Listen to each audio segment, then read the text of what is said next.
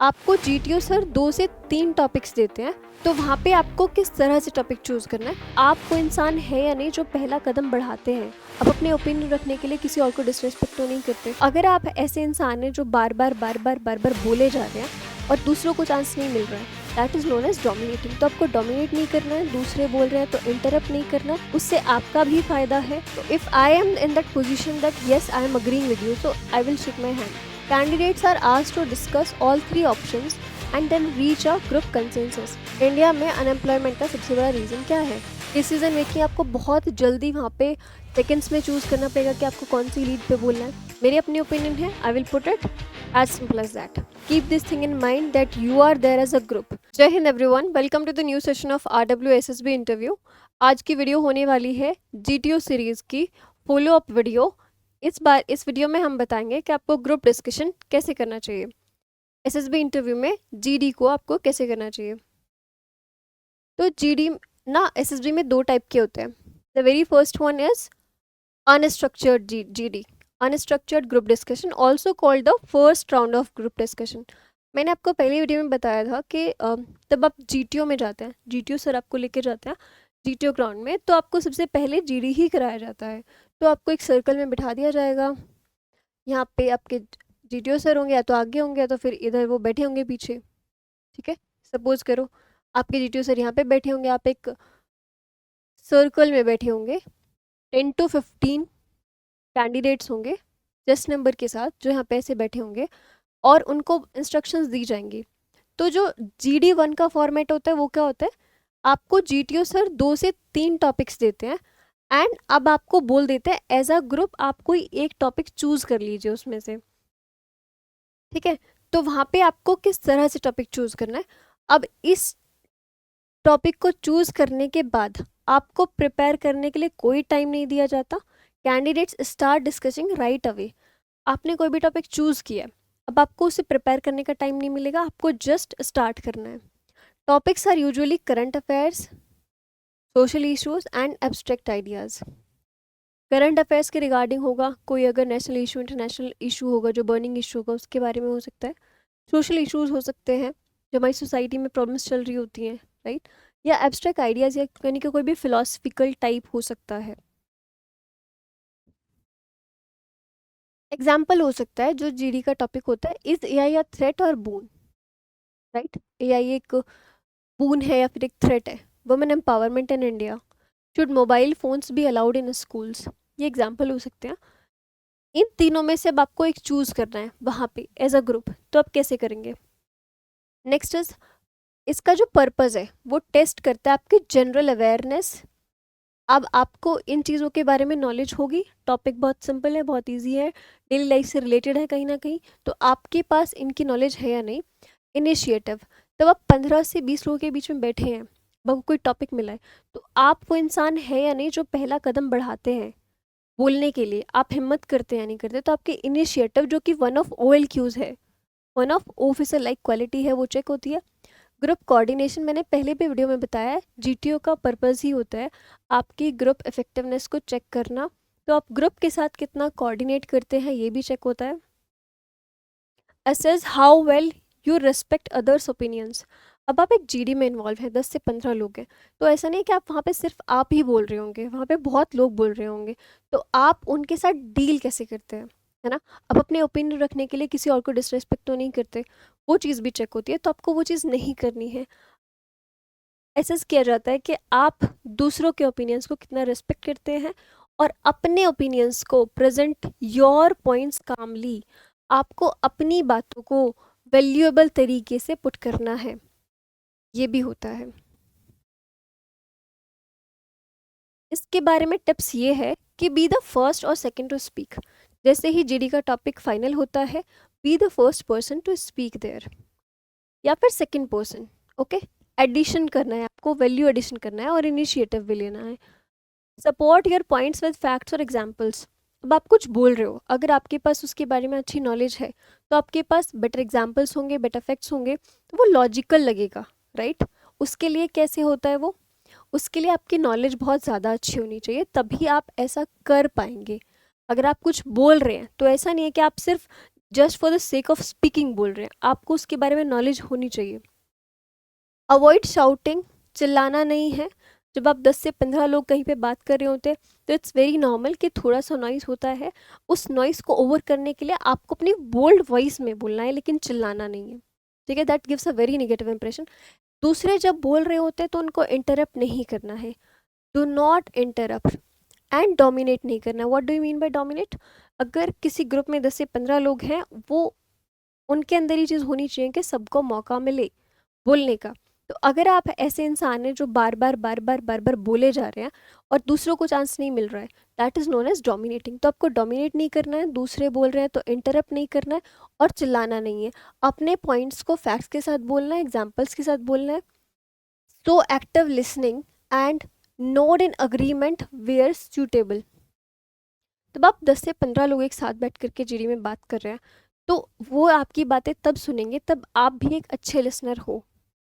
एक अच्छा लीडर एक अच्छा फॉलोअर भी होता है, नेवर फॉरगेट इट। तो आपको अच्छे से दूसरों के पॉइंट्स को सुनना है, उससे आपका भी फ़ायदा है कि आपको कुछ अच्छा कंटेंट मिलेगा ताकि आप उसी में फिर कुछ अपनी तरफ से ऐड करके बोल पाएँ। दूसरा, नोड इन अग्रीमेंट। जब कोई सामने अच्छी बातें बोल रहा हो तो you should agree with the head gesture. How? Yes I agree, yes I agree. ऐसे मतलब एक तो होता है हम बोल के कर देते हैं yes I agree with you gentleman, then I will add my point, right. एक होता है सामने वाला मुझे देख रहा है ना, तो if I am in that position that yes I am agreeing with you, so I will shake my hand. This is the right way, right.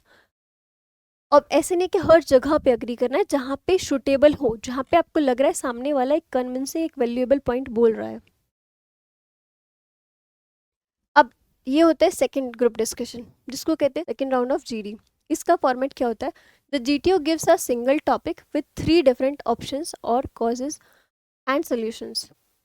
वहाँ पे आपको 3 से 4 टॉपिक दिए जाता है, आपको बोला जाता है आप कोई चूज़ कर लीजिए। अब आपका ग्रुप जब उस टॉपिक को चूज़ कर रहा होता है तो वहाँ पे सिर्फ जस्ट बिकॉज आपको कोई टॉपिक आता है बहुत अच्छे से तो चिल्लाना नहीं है कि यस यस हम तो इसी पे करेंगे, नहीं। अब एक बार ग्रुप की तरफ देख लीजिए कि ग्रुप किस टॉपिक की तरफ जा रहा है, तो फिर आप उसे एक्सेप्ट कर लीजिए। यहाँ पे आपको एक टॉपिक मिल जाएगा जो कि फाइनल होगा, उसमें कोई चूज़ नहीं करना है, आपको उसी पे डिस्कशन करना पड़ेगा जिसकी कुछ लीड्स होंगी। 3 डिफरेंट ऑप्शंस जिसकी कुछ लीड्स होती है, मतलब ऑप्शंस मतलब लीड्स होती हैं। Candidates are asked to discuss all 3 options and then reach a group consensus. Yes, group consensus मतलब पूरा ग्रुप उस चीज़ को लेकर के एटलीस्ट अग्री करा। यस इट्स ट्रू कि यहाँ पे किसी कंक्लूजन पे नहीं पहुँचना होता, लेकिन आपको ग्रुप को साथ में लेके चलना है, तो एटलीस्ट एक पॉइंट ऐसा आए जहाँ पे पूरा ग्रुप अग्री कर रहा हो, ठीक है। डिस्कस करना होता है। अब कोई 3 ऑप्शंस होते हैं, 3 लीड्स होती हैं, तो पूरे ग्रुप का काम है कि आप अपनी तरफ से जो आपको ठीक लग रहा है, आप जिस चीज़ के फेवर में हो, अब वो लीड चूज़ कर लीजिए और फिर उसके बारे में बोलिए। एग्जाम्पल होता है, what is the biggest reason for unemployment in India? India में अनएम्प्लॉयमेंट का सबसे बड़ा रीज़न क्या है? क्या है? पहली लीड हो सकती है लैक ऑफ स्किल्स, ठीक है। दूसरी लीड हो सकती है पॉपुलेशन ग्रोथ। तीसरी हो सकती है पुअर इकोनॉमिक प्लानिंग, ठीक है।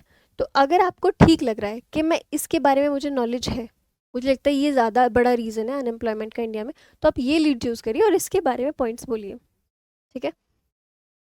कोई और इसको चूज़ कर लेगा, कोई और इसको चूज़ कर लेगा, फिर then it will become a smooth GD, right. दूसरा हो सकता है, what is the best way to reduce pollution? Ban diesel vehicles, promote public transport, start industry regulations. अब आपको लगता है कि अगर हम पब्लिक ट्रांसपोर्टेशन को ज़्यादा बढ़ावा देंगे तो हम पॉल्यूशन को कम कर सकते हैं, ये आपकी लीड हो सकती है। तो आप इसी के बारे में वैलिड पॉइंट्स एडिशन करिए। अब कुछ बच्चों का क्वेश्चन होता है कि मैम अगर मेरे पास इस लीड में मैंने बोल दिया है, काफ़ी बोल दिया, लेकिन मुझे लगता है मैं इस लीड के बारे में भी काफ़ी अच्छा बोल सकती हूँ। Not a problem, but ensure that you stick to one, क्योंकि दूसरों के पास भी इसके बारे में बोलने का ऑप्शन होना चाहिए। एंड जब दूसरे बोल रहे हैं सो यू कैन अग्री। ऐसा नहीं है कि जस्ट बिकॉज आपने ये वाली लीड चूज़ कर लिया, वो जो भी बोल रहे होंगे कहीं ना कहीं वो कुछ सोच समझ के वैलिड पॉइंट्स ही बोल रहे होंगे। तो आपको कभी भी रिजिड नहीं होना है, be flexible. Yes I am in support of this lead, but this is also one of the reason. At the end of the day if you will see, conclusion ये है कि इन तीनों की वजह से ही रिड्यूस हो सकता है पॉल्यूशन, अगर देखा जाए तो। बस आपका ऑप्शन में था लीड चूज करने का ना, आपने वो की जो इफेक्टिव थी, जिसके बारे में आपको नॉलेज अच्छी थी, इसके बाद आपका कंटेंट अच्छा था। और ये एक बहुत बड़ा रीज़न हो सकता है जो कि आपको लगता है पॉल्यूशन को रिड्यूस करने के लिए। पर्पस क्या होता है इसका? एवेल्युएट योर एनालिटिकल स्किल्स, जिसकी मैंने बोला वहाँ पे 3 में से आपको एक चूज़ करना है। वहाँ पे आपके एनालिटिकल स्किल्स के आप कौन सा वाला लीड चूज़ करेंगे वो चेक होती है। डिसीजन मेकिंग आपको बहुत जल्दी वहाँ पे सेकंड्स में चूज़ करना पड़ेगा कि आपको कौन सी लीड पे बोलना है, राइट? क्योंकि तीनों ही कहीं ना कहीं सिमिलर है, तीनों ही एक इंपॉर्टेंट रोल प्ले करती हैं उस चीज़ को करने के लिए। लाइक जैसे कि इस वाले में था, तीनों का ही रोल है, यहाँ पे अनएम्प्लॉयमेंट का तीनों का ही रोल है, तो आपको वही यहाँ पे असेस किया जा रहा है कि आप कितनी जल्दी डिसीजन ले पाती है। And ability to arrive at a logical conclusion. अब यहाँ पे कंक्लूजन का मतलब ये होता है कि आप अपने ग्रुप के साथ हो, ओके? तो ऐसा करना as a group, conclusion as a group. तब आपने, एक इंसान ने एक लीड के बारे में बोला, दूसरे ने बोला, तीसरे ने बोला, तो आप एक कंसेंसस बनाएंगे डायरेक्टली और इनडायरेक्टली, यार तीनों ही रीज़न है ना इस प्रॉब्लम के, तो वहाँ तक आपको लाने के लिए shows how you perform in a collaborative problem solving situations। अब कहीं ना कहीं एक प्रॉब्लम ही थी, पॉल्यूशन एक प्रॉब्लम था, अनएम्प्लॉयमेंट एक प्रॉब्लम था, तो आपने कितने अच्छे से साथ में आकर के प्रॉब्लम सॉल्व करी है। आपकी क्या परफॉर्मेंस थी? क्या आप वो इंसान थे जो डोमिनेट कर रहे थे? क्या आप वो इंसान थे कि हर बार निगेटिव बोल रहे थे? लेकिन अगर किसी ने बोला है कि ये रीज़न है एम्प्लॉयमेंट का, तो आप उसे एग्जैजरेट करे जा रहे हो, आप सॉल्यूशन देने की कोशिश नहीं कर रहे हो। तो आपको वैल्यू एडिशन कैसे करना है? कोई भी टॉपिक होता है अगर, तो आपको सुनना है कि दूसरा के क्या ओपिनियन है और मैं क्या सॉल्यूशन दे रहा हूँ। कभी भी ग्रुप के अगेंस्ट नहीं जाना है, कभी भी अगर कोई निगेटिव हो रहा है तो उसे काउंटर नहीं करना है। अपनी तरफ से कोशिश करनी है कि मैं जितना पॉजिटिव बोल सकता हूँ उतना पॉजिटिव रहना है। टिप्स क्या हो सकते हैं इस चीज़ को लेकर के? Analyse all 3 options Fairlie. अब देखिए वहाँ पे तीनों रीजंस ही हैं, बस ये होता है कि आप किसी के बारे में बोल पाएंगे, ज़्यादा पॉइंट्स होंगे आपके पास, तो ज़्यादा फर्क नहीं पड़ता। आप एक बार बस एनालाइज कर लीजिए कि आप किसके बारे में अच्छा बोल सकते हैं, ठीक है? जिसके बारे में आपको ज़्यादा लगता है कि ज़्यादा इफेक्टिव तरीके से, जिसके बारे में आप ज़्यादा इफेक्टिव तरीके से बोल सकते हैं, और जो आपको लगता है कि that this is one of the important reason, ठीक है? Do not push for your favourite option right away. अब कई बार क्या होता है, जस्ट बिकॉज मुझे लगता है कि इस बारे में होना चाहिए तो मैं पूरे ग्रुप को उस तरफ लाने की कोशिश करूँगी, लेकिन वो नहीं करना चाहिए। मेरी अपनी ओपिनियन है, I will put it as simple as that. मुझे सिर्फ अपनी ओपिनियन पुट करनी है, मुझे अपना जो फेवरेट है ग्रुप को उस तरफ नहीं लेके जाना है, मुझे बस अपने ओपिनियंस पुट करने पे ध्यान देना है। Try to build consensus logically. Logic works everywhere, consensus of group works everywhere, and in complete GD, we need to try to build it. Help the group stay on the topic and summarize key points. अब जब GD हो रही होती है, चारों तरफ से बच्चे बोल रहे होते हैं, कैंडिडेट्स बोल रहे होते हैं कुछ ना कुछ, तो ऐसे लगता है कि डाइवर्ट हो रहा है कई बार टॉपिक। हमें दिया गया कुछ और था, हम डिस्कस कुछ और कर रहे हैं। तो एज अ कैंडिडेट आपकी रिस्पॉन्सिबिलिटी है that you ensure that group is not getting distracted. तो ग्रुप जो टॉपिक दिया गया है उसके रिलेवेंट में ही बोल रहे हैं, और समराइज करना होता है लास्ट में आपको एक कंक्लूजन। जैसे अगर आप एज अ लीडर वर्क करते हो उस ग्रुप में, तो आपको क्या करना है, आपको पॉइंट्स को समराइज करना है। कैसे? कि yes this test number 3 has given this point, test number 8 has given this point, in my opinion addition to that. Okay, अब ओवरऑल जो इंपॉर्टेंट पॉइंट्स थे ग्रुप डिस्कशन में हो गए थे, उससे क्या होता है, ग्रुप साथ में आ जाता है and you work as a group leader. Okay, general tips for both GDs। Dress neatly and sit confidently, yes it plays a very important role, क्योंकि GTO का पहला टास्क होता है GD। आप वाइट यूनिफॉर्म में जाते हैं ग्राउंड में, white T shirt, white shoes, white socks, white lower, white pants, तो that should be neat and clean. Okay, and sit confidently. ऐसा नहीं होता कि आप लीन हो रहे हैं या फिर आप इधर उधर देख रहे हैं, आपके हैंड गेस्चर्स हो रहे हैं, आप नर्वस हो रहे हैं। That should not happen.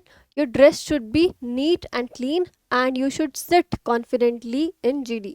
Speak clearly, आपकी आवाज़ बोल्ड होनी चाहिए, आपके वर्ड्स क्लियरली सुनाई देने चाहिए, and avoid using difficult words. क्या जस्ट बिकॉज मुझे इंग्लिश बहुत अच्छी आती है तो मैं बहुत ज़्यादा डिफ़िकल्ट ऐसे वर्ड्स यूज़ करूँगी? लेकिन नहीं, उसको ग्रुप से कोई लेना देना नहीं है। फिर हम एक ग्रुप में बैठे तो मुझे ऐसे वर्ड्स यूज़ करने की कोशिश करनी है जो ग्रुप भी समझ पाए। Use body language wisely, don't point fingers और लीन टू मच। अगर हम ग्रुप में बात कर रहे हैं तो मुझे किसी को फिंगर पॉइंट ऐसे पॉइंट आउट नहीं करना है, हैंड गेस्चर्स यूज़ नहीं करने हैं, ठीक है, लीन नहीं होना है। अगर कोई मुझे दिख नहीं रहा है ग्रुप में तो मुझे ज़्यादा ऐसे लीन करके उसे नहीं देखना है। आई कैन जस्ट अग्री, मैं I will node my head, right. मुझे जो विजिबल है मैं उनके साथ अच्छे से आई कॉन्टैक्ट करूँगी, that will be more important. Use body language. Next is so respect for others view points but stay firm on your if logical. कई बार क्या होता है कि अगर मैंने जो टॉपिक बोला है उसके बारे में सामने वाले को लगता है कि मैंने गलत बोला है, तो वो उसे काउंटर करने की कोशिश कर सकते हैं। तो मुझे उससे वहाँ पे सेंसिबली सोचना है कि क्या मेरे पॉइंट सही थे या सामने वाला सही बोल रहा है। तो सामने वाले के जो ओपिनियंस हैं उनको भी रिस्पेक्ट देनी है, ठीक है। वहाँ पे काउंटर नहीं करना, डिसरिस्पेक्ट नहीं करना, कुछ ऐसे वर्ड्स नहीं यूज़ करने, सामने वाला may feel bad. And stay firm on yours if logical. अगर आपको लगता है कि आपने जो बोला है वो ज़्यादा बेटर है तो please be firm on that, but do not get one to one in GD. Never ever get one to one. It's a group task, and keep this thing in mind that you are there as a group. So if someone is against you, do not take it seriously. It's his or her fault. You need to perform well with each of them. That one person is not your target.